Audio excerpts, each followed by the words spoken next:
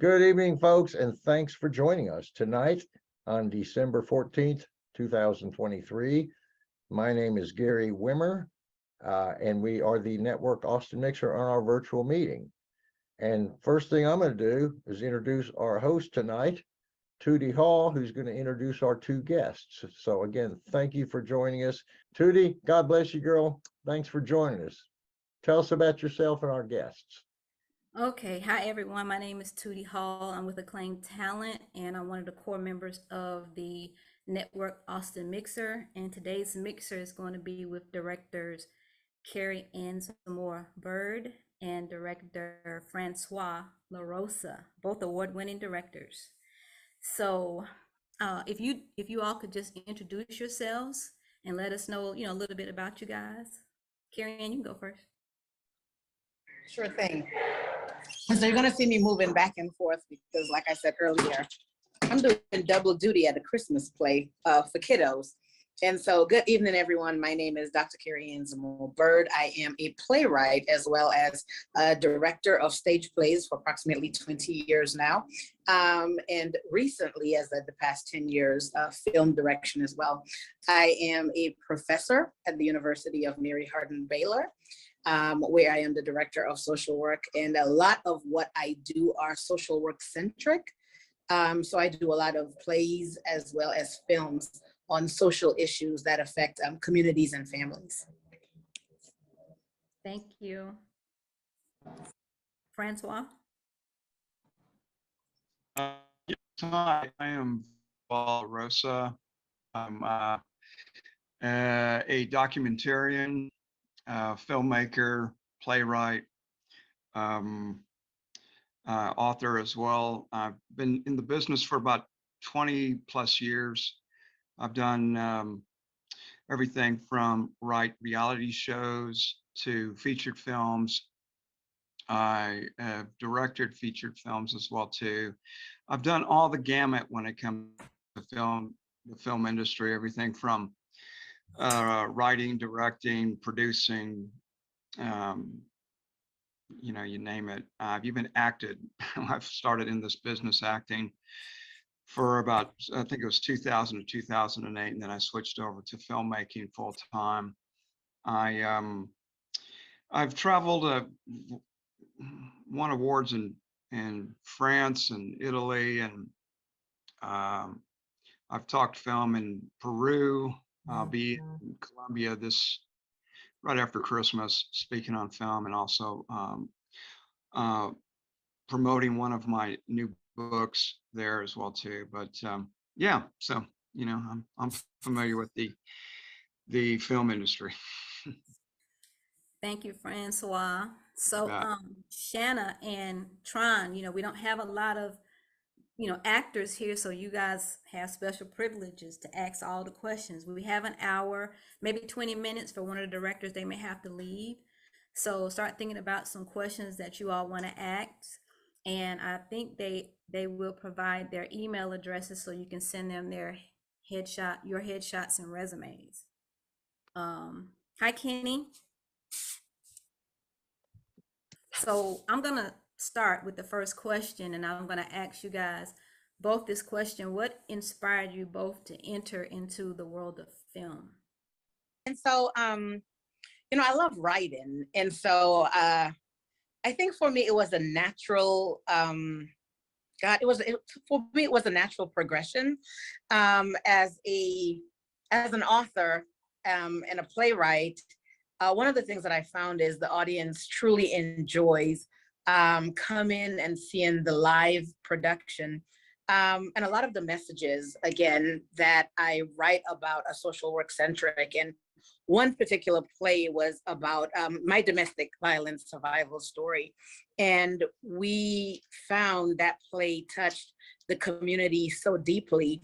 And one of the questions that I was asked is, how can individuals who are not in this community, how can they be a part of this?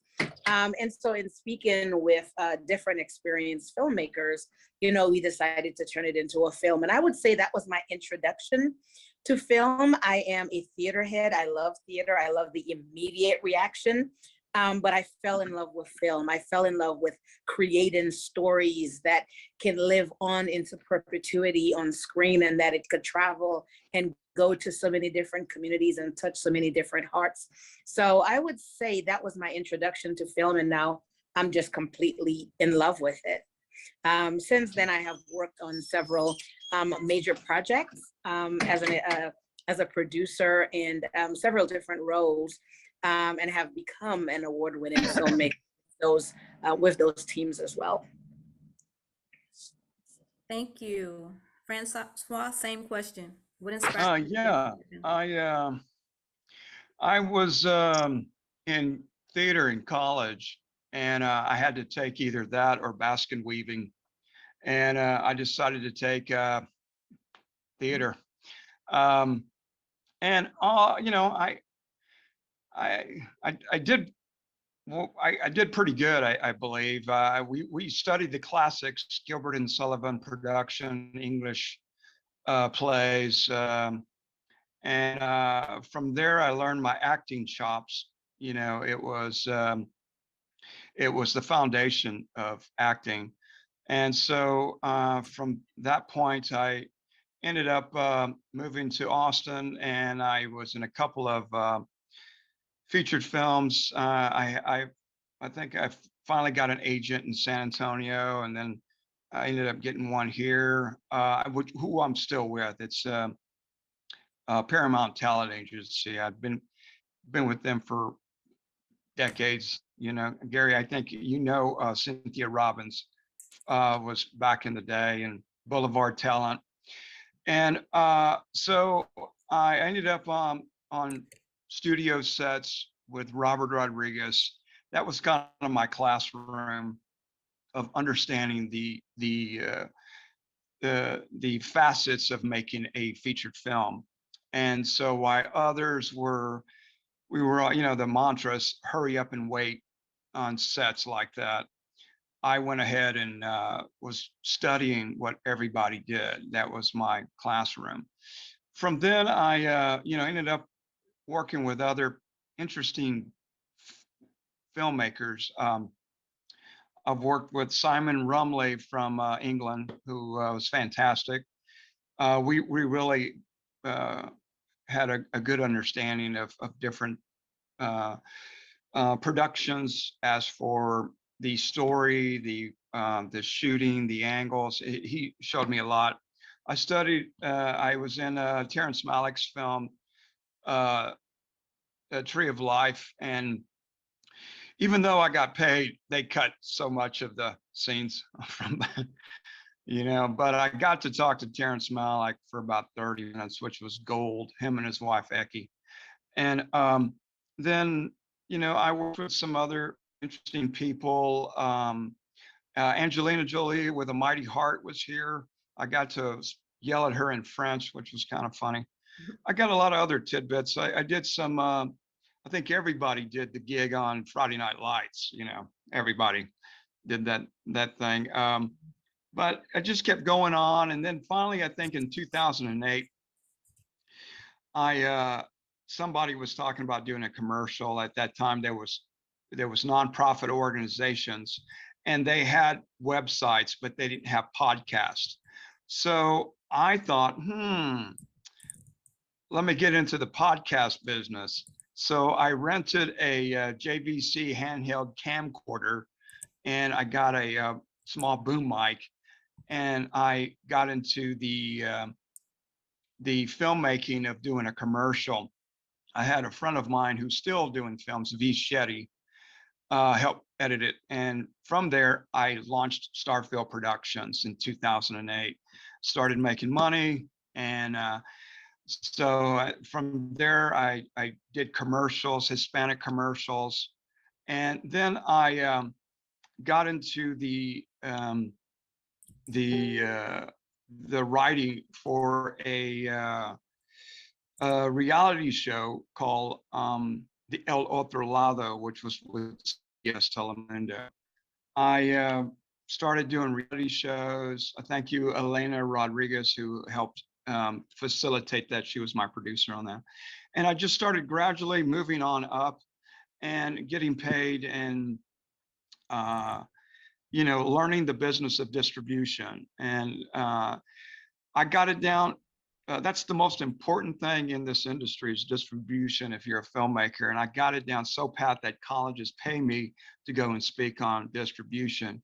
If you were to go to University of Texas and pay all the money to get a film degree, they touch this much on distribution. And that is the money making part where they really should expound more on that. But yeah, so you know, that's kind of how I got into this business and still am after all these years. So Thank you, Francois. So my next question is, how do you choose your cast besides headshots and resumes? Is it another way that you all choose your cast? well, I usually go through I've gone through casting agencies before, and you know, I've got a pool of different actors. I used to get invited to the Acclaimed Talent Agency party, Christmas party. I missed it this year, and Jason still, you know, heads that ship over there.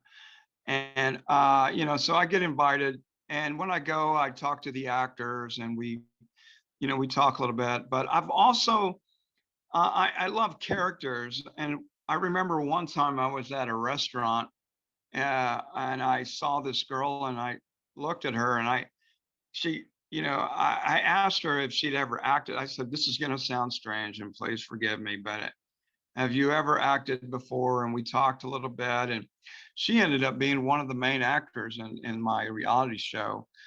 It's just different characters. I sit down and have meetings.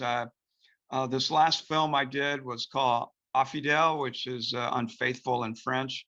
It's a French film, and somebody mentioned this girl in of all places. I think she was in Temple at the time, and I was gonna do it in French, but then I had changed it to do it in English with French subtitles. And I sat with her, and I just kind of just chatted with her, had coffee, and just kind of felt it out to see. Um, I asked her to read a little bit, and she read. And it's usually, you know, from my pool of actors that you know, I've got a lot of acting friends, and I usually give them a call if I feel that they might be right for a part. What's so interesting about me is that I'll meet you, and I'll tell the actor, you know, you've got a really interesting face. And I said, and I tell them, you know, email me, touch base with me, you know, get on my Facebook, get on my media.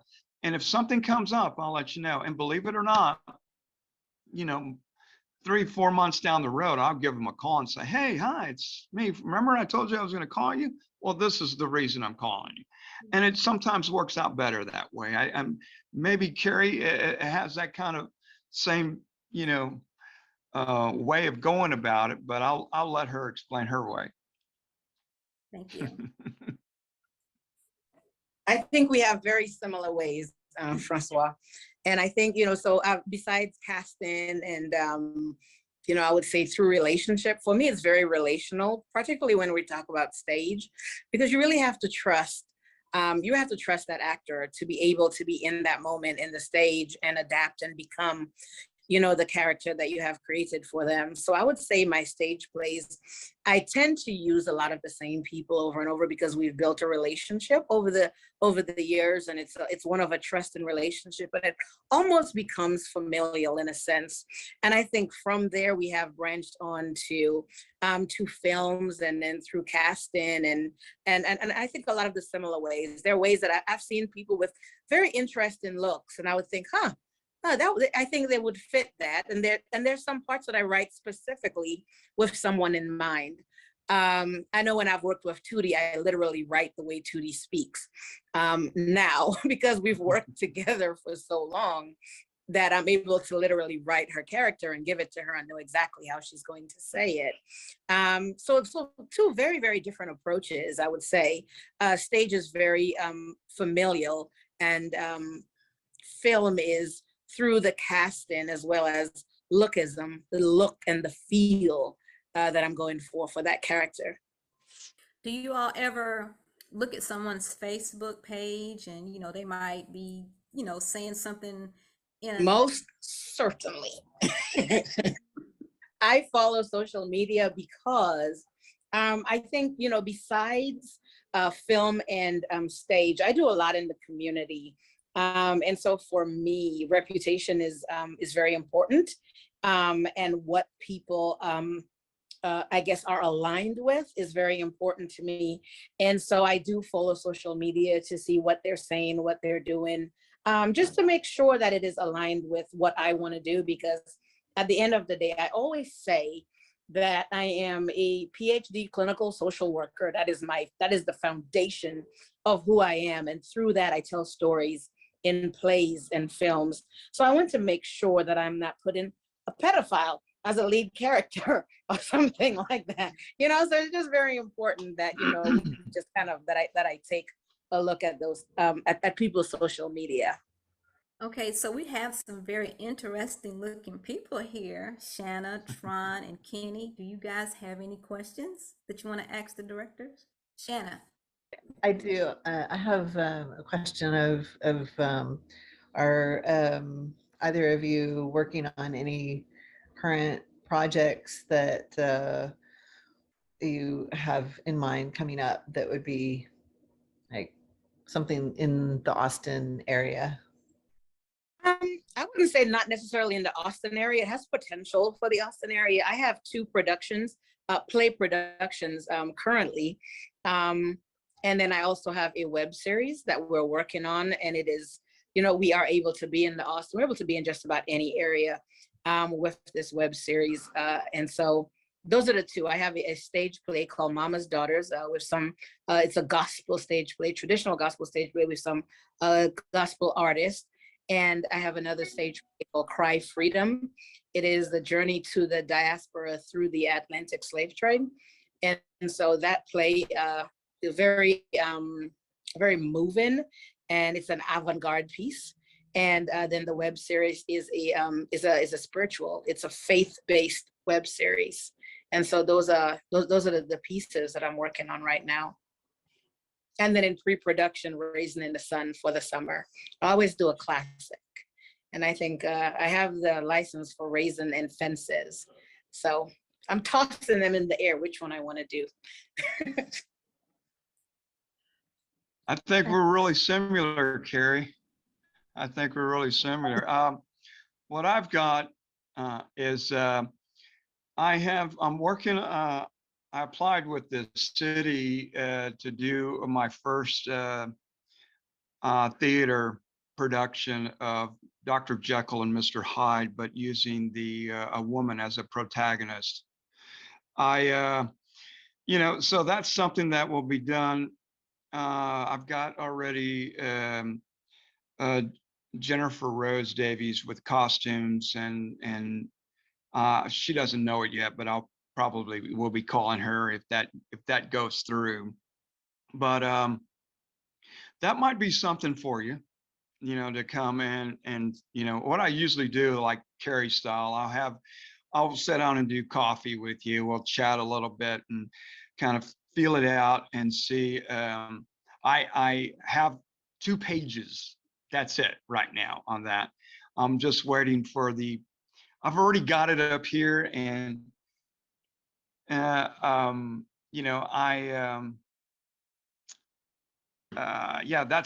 one production that I've got my theater. And then I have I'm working on another one, but I'm not leading that one. That's upstate. But the theater play is something that I'm looking at doing, and I'm currently pitching the Stephen King remake, The Graveyard Shift. I've already shot the trailer of that. I've spent like $10K doing that in near Cuero, Texas. That was done. I've got it on on what's called slated.com out in Los Angeles, and Kerry knows what I'm thinking. Some of y'all know what I'm talking about. That's heavy hitters there on that one. But I've got it on Slated. I got to retweak it out a little bit more, but I'm going to start trying to raise money for that production. Let's see. If you search my name out, you'll see that I had already written The Possession, which was done by Sam Raimi in LA. I did the second one. I paid for the trailer. I've already done that. And it's up on the boards right now, being looked at. I have to retweak it out a little bit. I need a couple of more points to, people are reaching out to me, but I have to retweak the script. Those are the things that I've got going on, the play and those other two movies. But the one that I get funding for is the one I'll probably do. And that might be something that the actors might be interested in. I haven't, I've got scripts ready for both. I just have to retweak and get with the investors again. But for sure, I would really like to get money for the play to do that. It'll be my first production play here, but I think it would be fun. And like I said, there'd be a woman protagonist in the lead on that. But, I think one of the key things is just to get on my social media, whether it's Facebook, and to see where I'm at, what am I doing and stuff, and just keep touching base with me, but yeah, that's it. Okay, well, thank you. If you all have a question for Kerry Ann, if she can make it back, she has to go. I'll put her information where you can email your headshot and resumes, and if you have any further questions to her. So thank you for coming, Kerry Ann. If you can come back on, we greatly appreciate it. If not, we understand. Thank you so much, Tootie. It was a pleasure meeting all of you. Good night. Good night. Bye. Okay, so the next question will be coming from Tron. There we go. Hey, Francois LaRosa, right? Pronounce that correctly? Excellent. Yes, sir. So my question for you, and it was for Kerry as well, but I'll catch up with her later. Which directors have inspired you and the most, and impact on shaping your interest in your passion for the craft? Yeah, I would have to say a filmmaker by the name of Alejandro Iñárritu is one of my favorite directors that I aspire to tell a good story and to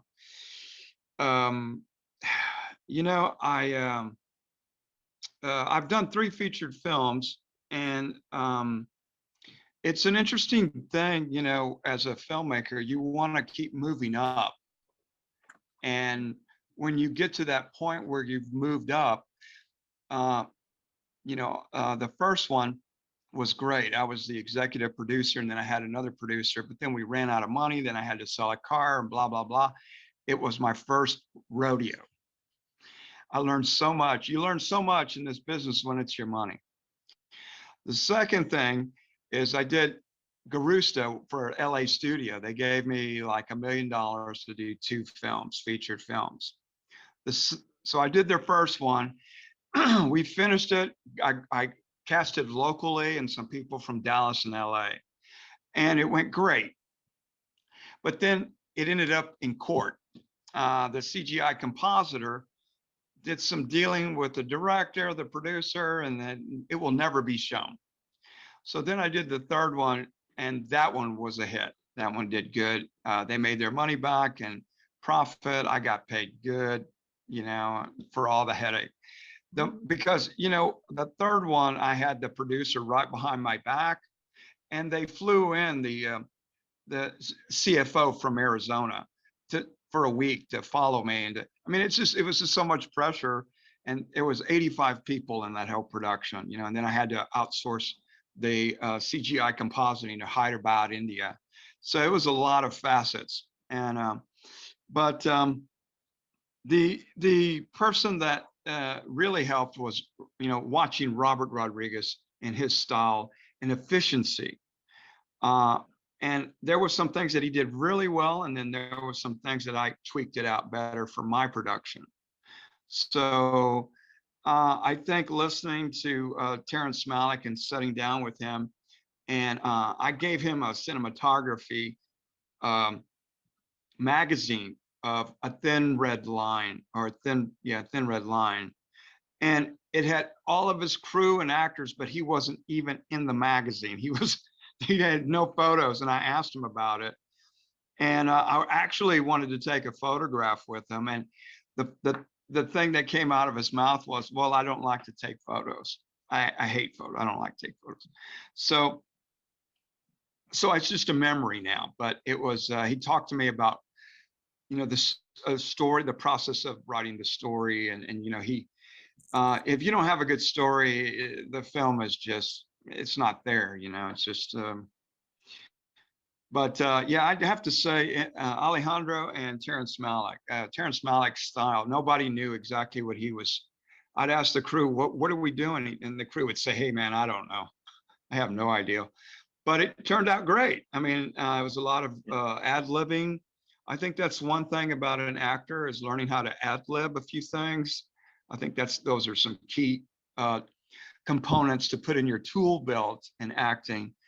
I think that's a plus. But yeah, to answer your question, Tron, it would be those two directors. Okay, excellent. Thank you. You bet, man. You bet. Kenny? I think I hit the right button. Can you hear me? Yes, Kenny. Cool. Hello, everybody. Nice to see y'all. I don't get to attend these as often as I like, and it's really nice to see some familiar faces. So I've been in film and TV for probably about 15 years. I got into it, got away from theater, from years of theater that I love doing. I'm a musician as well, a singer, and I loved it. But I got to a point where, partially due to some medication, I was so afraid of going up on my lines on stage. And when it finally happened, I was like, okay, film and TV from here on, because you can retake that as many times as you need, hopefully. So in the course of that time, I've done like about 10 films, for everything from student films to national releases and things. And I'm writing as well. I went and got my degree and worked on some other things from an audio production standpoint. And I enjoy kind of doing all of it. And so as a result of that, the control monster takes, the control freak in me kind of takes lead and everything. So I've got a couple of projects that I believe really strongly in, and I've presented them to some friends who are also in the industry, and they're like, that's a great idea. But it starts off as a book, and I would love to turn that into a film or even like, a limited series or something. So for someone in my shoes, I'm nearly 60, and so my days are, my little windows are getting smaller and smaller as time goes on. What would be the best approach to finding funding that would help me get these things done, in your opinion? I see lots of things about grants and things like that that are out there, but I don't know if they're truly worth the time or integrity to put into to actually get funding, or if you have any suggestions on that. Yeah, those are questions that I get a lot, Kenny. Let me go back first to your acting. Man, I had one line in the Alamo, and it was 10,000 men. What? 10,000 men? And I must have rehearsed that, 100 times different ways. And then I was nervous about just saying one line, 10,000 men, which never ended up in the film. I got paid, but it never ended up in the film. So, those jitters, those things, they happen, man. That's a normal thing for actors. I think that's why, I encourage actors to go to kind of an acting class. When I first started, I went to, at the time, Frank Ertl was here. And Frank Ertl was in the, I think it was the AMC series, The Shield. And he left LA, came here, and then I was one of 15 students under him. And then after that, I went with Marco Perella. I love the guy. Marcos, he's a staple here, Gary. You know what I'm talking about. Gary. But Marco's been here forever, and he used to, he's a great guy. So one of the key things is to, if you're an actor, to continually work out your acting muscles and go to an acting class, or get in a student film. That's cheaper, and plus you may get paid instead of paying for the class. So that's something to think about, The second thing is your writing, your book to script, to finding funding. I went ahead and did, I'm more, I don't know how to say this, but I seem to be more embraced outside of Austin, Texas. Europe loves me. I love, but here I tried to get a grant through the Austin Film Society. In fact, I boycotted them. I told them how I felt, and the Austin Film Festival, I've been rejected so many times. I made a rejection letter placemat and I put it on my bathroom floor. So that's what I think about those guys. But, I don't hate them. I just, I got over it, sort of. So for you, what I would suggest is to, if you've converted the book, the script, if you've converted the book to a script and you feel like it's good, I would suggest going to slated.com.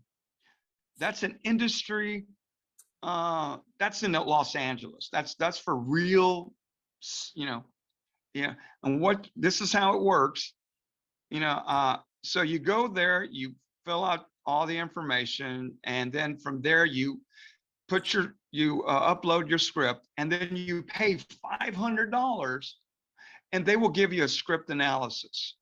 Nobody else will see this unless you go through this. So the film company A24 goes through this company, goes through slated.com. It's a heavy hitter. And I don't give that out too much, but I figured, well, today is Wednesday night, I already had my pizza and beer, so I'm good. But I'm giving you this gold nugget. It's called slated.com. Okay. You pay the $500, they break it down to do a script analysis. And from that, you have an Oscar-winning script writer, you have masters of film, and somebody else that has done a production, and then they'll give you a number. The key thing is to get 70 or above. I've been writing for quite a while, and I think the highest I've gotten is 49. And they give you the feedback on what you need to do on your script. So the feedback is gold. I mean, it's like sitting down with a producer in Los Angeles. You can't. Then this is a great company, and like I said, a representative from A24 told me to go to this, and when I did, it changed my life. So once you do that, it'll give you the instructions of what you need to do, tweak it out again. Then you're going to pay another $480 or something like that to redo it again. But I'm telling you, these guys, I've got a guy waiting for me to retweak the Possession 2, and these are serious guys. They've done serious films, and so that's something. I'm not going to throw figures at you, but this is what I would do. Don't waste your time doing inktip.com. Don't waste your time doing Mandy. Don't waste your time go straight to this. Okay, this is a gold nugget. The next thing for funding, you could apply you give it a try to go to the Austin Film Society. They provide grants. I've not had no luck, been doing this for years, but you just never know. Right. The next thing is to do maybe a crowdfunding or an Indiegogo. But the thing about crowdfunding and Indiegogo, you need to have something tangible that people can see that they're contributing to. That's why I do a trailer and I put it on Indiegogo, and so people can see something visually and then I have a poster, and then I have, you know, more information about it. And then, you know, that's a different route to go to. But, you know, maybe even if it's just doing a small trailer for your, you know, your project, your screenplay might help. Tootie, I was involved when I did The Ripper. You know, I did The Ripper. I haven't finished that script, but the trailer, you know, the trailer came out okay. It wasn't really that good. I mean, I'm tweaking that out. I still have it, but the person that I gave the hard drive to lost it. Oh man. I have some of the yeah, that hurt, but I do have some of the trailers before the final one that I can still use. But what I'm saying is maybe think about doing a trailer, maybe getting some guys together and say, hey, you know, this is what I got, you know, if you can, I always find that if you can pay an actor, you know, even gas money, you know, they would come out and help support you. You know what I'm saying?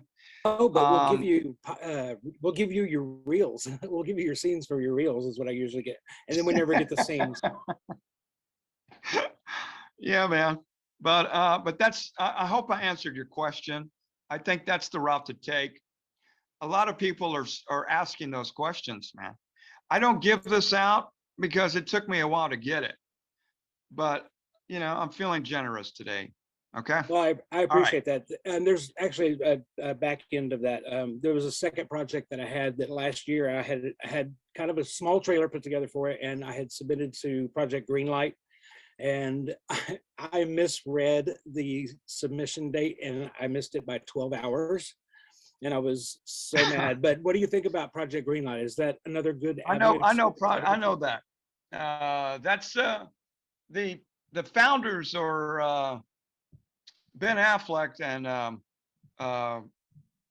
what's the other guy's name? Do you remember, Damon. Gary? Matt Damon. Thank you, brother. Matt Damon. I don't know too much. You know, I've known a lot of people that have submitted and really have never gotten anything. But, you know, the thing about this business, you know, what's that saying about getting a part? 99% is just showing up. I think something like that. And then 1% is, you know, so what works for me may not work for you, and what works for you may not work for me, Kenny. So I would, you know, give it a try again. And also, here's another curveball I'm going to throw at you. You know, once you're through with your screenplay, if you feel like it has some validity, there's like local film festivals here called Spotlight Film Festival, Under the Stars Film Festival, which they take scripts and they review them, and you can win awards on that too. So that's another thing to think about. Okay. Well, you know, the beauty, you saying that what works for one might not work for another, that's kind of the beauty of these, of the actors, the mixers here, because I've been coming to these off and on for, I guess, about 7 years now. And, you know, you get a little bit from each one, especially when we've got people that are willing to come and talk like this. You take here, you take there, you take a little bit here, and you kind of build your own brand from that. So I'm super thankful for the time. And yeah, you bet. Yeah, you bet, man. My mom used to say, take what you can use and leave the rest. All right. Any other questions? Gary? Yes, first of all, thank you for your incredible insight, your passion, your knowledge, your expressions. I mean, it's just, you got so much inspiring energy, brother. I mean, you really do. Gary, I've heard your name for decades, man. You've been around this business for quite a while, my friend. Well, I was a musician like you, Kenny, and most of my life. I came back from Europe in 2000. I was over there all during the 90s, got into acting. Of course, I was 60 then, so I didn't have a very long career. I've got back problems, so I didn't really take it very far. But a friend and I started a mixer, and I have a lot of admiration for actors and writing and creativity. And my question is, say I got a script and say I got money, and say the script's pretty good or good, and you've kind of read it. what's your next step? If you could put 2 or 3 Call steps. me. I know, I'm asking you in a couple Yeah. lines. Locations, Yeah. characters, rewrite the script, producers, what, you got the money, you got a Well, script. here, the first thing, like I'm going to be talking to a guy this after Christmas, and he's got a short film, and he's already got investors. It's called Henchman. It's like St. Valentine's Day Massacre, that type of thing. I read his book, and it's okay. I'm going to be pitching to his investors. I haven't mentioned that yet, but I developed a poster. I wrote a small synopsis for him, and he's getting investors, and he's coming to me, and we're going to talk about it. I had to change so much because it's a couple of decades. It starts in the 30s, and then it goes to the 60s. I said, if you're going to do a short film and you got this much money, we can do this. And I know the locations. I know, it's a period piece. The Model T car, I'd have to go to Cuero, Texas to have them to rent that. And so there's a lot of facets. If for you, Gary, if you've got a script and you've got money to back up, you need to figure out, do you want a featured film or do you want a short film? And if you do a short film, that might work depending on the script, depending on how much you have. Featured films cost, but it just depends on how much you have. I don't want to talk numbers, but for a short film, a 30-minute could go maybe 35. You just never know. As if the story fits good, you can draw out. You can not only have a film, but you also have a trailer, and from that a poster. As for sitting down and discussing, I'd have to, any director would have to sit down with you to read it and to sit down together, or maybe do what's called, what I've done before is called a roundtable reading. And then I sit down with the writer and the producer, which would be you, and hire people to do a roundtable reading, and then listen to it. And then I make my notes from it, and then you can hear it. And from there, we can sit down and see what exactly you want to do. Do you want to do this or do you want to do this? And the way it works, when you approach somebody, they're going to say, well, how much funding you have? You don't have to tell me right now, but just, they're going to say, how much do you have to work with? That's what I need to do. Well, I don't have the money. I've written a lot of scripts. I don't have the money, but you hit the nail on the head. Story first, script Story first. Number one. Number one, man. Number one. You, yeah, brother. because I've done it the other way. It doesn't work. I mean, it could, but but that's how it works for me, man. That's how it works. But I hope that helped a little bit. Absolutely. You bet, Thank Gary. you, brother. You bet.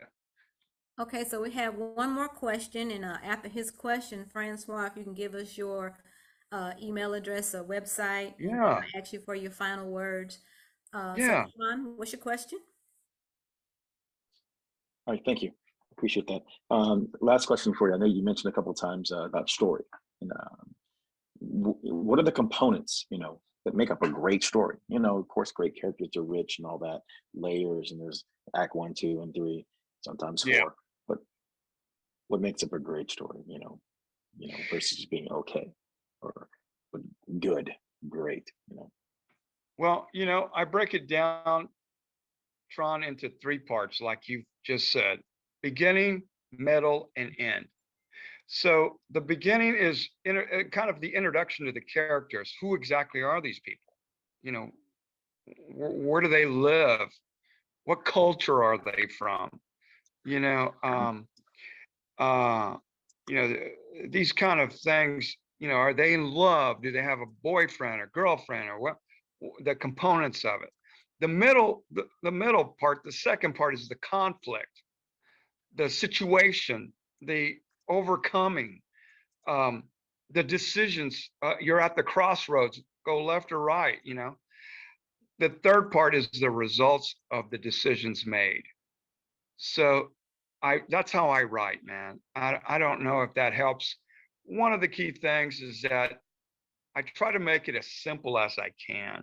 And then from that, I grow from it and make it, oh, maybe if he does this or if she does this, you know, so I break it down really simple and then I expound on it. And then, you know, I think one of the best parts to start, like this henchman story, the guy is really slow. Well, I thought, you know, right off the bat, showing these guys coming into this warehouse, yeah, everything's cool, fine, and then they all get shot.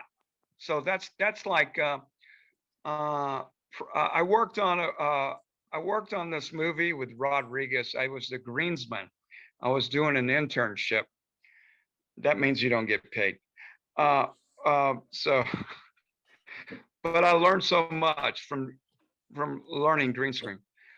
Right off the bat, it starts like with a punch, with Adrian Brody falling from the sky and hitting the ground. Bam, Predators, right off the bat. That's a great start. You know, the ending, you know, is maybe the wrong person died. Maybe the person shot the wrong person. You know, it's just, you know, that kind of thing. But, you know, I could keep going on because I don't really know what the story is. But these are some things to kind of play in your mind, write down and tweak it out, you know. So, and also there is a thing in town run by my old friend, I think Gary, maybe some of y'all might know, Kat Albert. She ran the Austin Screenwriters Guild. Get hooked up with that, man. Get hooked up with the Screenwriters Guild of Austin. So then you can bounce your concepts, your script. Believe me, they've got plenty of things to tell you about your script. Yeah. What was that group But again? that's something to Screenwriters? think about. Yeah. So, Shauna, did you have something to tell me? Tell me. No, I was listening, like, I write, and so these are really jewels, and I appreciate you sharing. Yeah. That I used to live in Seattle, and I belonged to a screenwriters group there, and we would There all you get go. together, and we have that one script that just isn't going anywhere, and we read it, a little bit of it, and then just throw it in the bonfire. Like, just start over. Yeah. Believe me, I've had to start over a couple times. Try and listen to that, man. That's experience, man. I'm sure you've Yes. you know, kind of scratched your head a couple of times about this, and Gary has, and Yes. but I'm That's the same right. thing. You know, you guys, you seem to really have that that writing spirit. And I think that these are something that to really think about. Now, I gave you the gold, that's slated.com. So once you're through with all this, that's where to go. Okay. And listen, my email address is fxlarosa@gmail.com, or just go to social media, go to Francois LaRosa and get on my Facebook. That's the best thing to show you what's going on and what I got. I only do film business on it, nothing else. So go to Francois LaRosa, and I'm having my hair down. I think I've got a different hat on or something like this with my glasses. But you know, I just turned 62 this year, so that doesn't mean age affect. You know, we can. If I would have known what I knew back then, you know the story. You know, this is where we're at. So I wish y'all the best. Francois, thank you Thank so you, much Francois. for answering the call to come on. You Hopefully you'll bet. come You back bet. at Yes. another Yes. time. Yes. Yes. Gary, do you have any final words before we depart? We are honored. Thank you so much, brother. Your insights are great. Thank you for your time. Thank you, Tootie, for getting this genius of a man. And Thank you I too. love that woman. And I love Judy's your point about Dear writing. friend. John Grisham's point is start with an explosion and then explain it. Get people in. Get character in. Thank you so Thank you much, for- y'all. Carrie Ann has her stage play coming out February 17th and 18th. It's going to be at the University of Mary Hardin Baylor. And I don't know if it's going anyplace else. We have been to Austin and San Antonio. So just look her up, like her on Facebook. It's Kerry Ann Zamore. So thank you guys for coming. Happy holidays. Good night, y'all. Thanks for joining us.